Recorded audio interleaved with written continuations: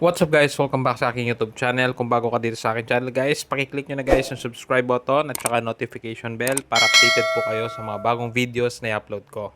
So guys, pag-usapan natin itong 10 centavos, which is na ang feature po dito is si Francisco Baltasar, no?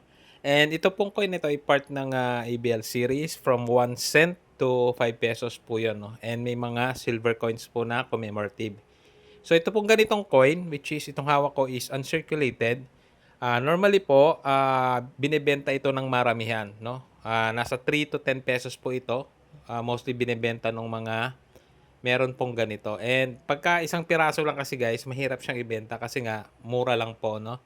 Ngayon, yung iba naman, bumubuo po sila ng set, which is sabi ko nga from 1 cent to 5 pesos na mga uncirculated. Tapos po, yun po yung ano nila, binibenta nila as set. Pero pagka ganito pong coin lang kasi, at hindi po uncirculated, mahirapan po kayo maibenta. At the same time, kung isang piraso lang.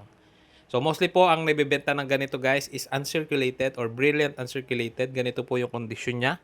Bagong-bago po, parang galing po sa bangko. At the same time, magandang kondisyon, walang gasgas or hindi po kumbaga hindi talaga siya nag-circulate guys. So ito po yung mga binibili.